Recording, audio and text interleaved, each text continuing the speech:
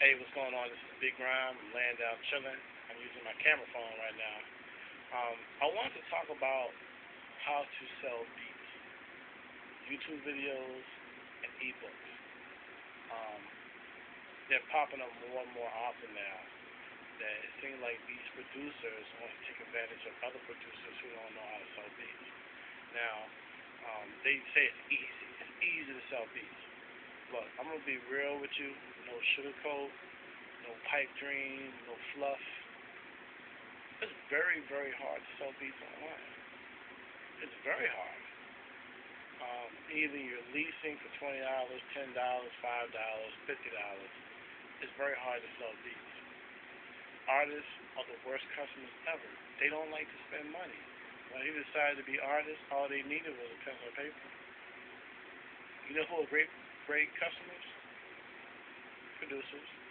We're great customers. Why? Because we spend money. We buy keyboards, computers, software, sound cards. Then if we engineer, you're talking about mixers, mics, preamps, or whatever. So we're accustomed to spending money. That's why these producers, or I would call them super producers, because you must be a super producer if you think you can teach me how to sell beats. So you must be super, right? They take advantage of other producers who are having a hard time selling beats. But you got to think about it. If they were so successful selling beats, why waste your time doing how to sell beat videos and ebooks? Because they're going to make more money selling those ebooks than they will beats, because they have better customers. Producers are better customers, and we're accustomed to spending money. Artists, bad customers. They always want stuff free. I don't care how hot your beats are. The only beats they'll lease is bangers. And how many bangers you have? You don't have a lot. I mean, take somebody like Timberland, one of the best producers ever. He don't have a whole lot of bangers. You got to think about it. You can say, well, he has come up with a lot of good songs, yes, but you got to think about it. How many of those songs he putting out a year? When you're leasing for $20, you got to put out a lot of bangers. You can say, well, I can lease the same beat over and over and over. Well, we all listen to a lot of artist pages, listen to their songs and stuff. How many times have you heard the same beat twice? Never. You're never going to hear it because they're not buying beats like that. Alright? So, here's the thing. It's hard to sell beats because artists are the worst customers. Is it impossible to sell beats and make a living? Because I've sold beats. I've sold beats and, paid for my equipment because I don't like coming out of my pocket to pay for equipment, so I use the money that I make selling beats. But it's not enough to make a living. This is what I'm talking about. I'm not talking about just selling beats. Enough to make a living.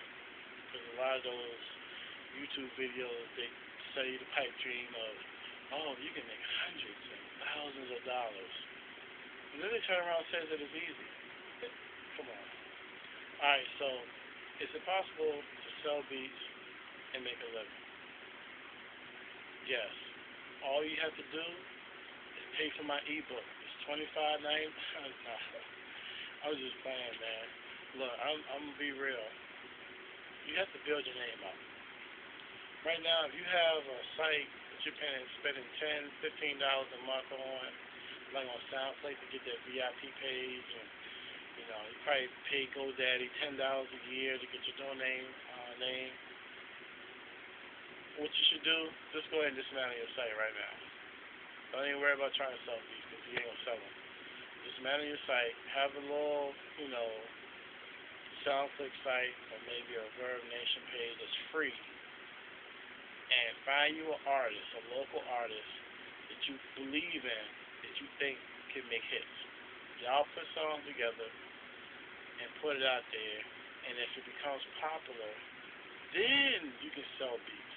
Because now you can have artists knocking down your door because you produce this hot artist. They're able to shoot.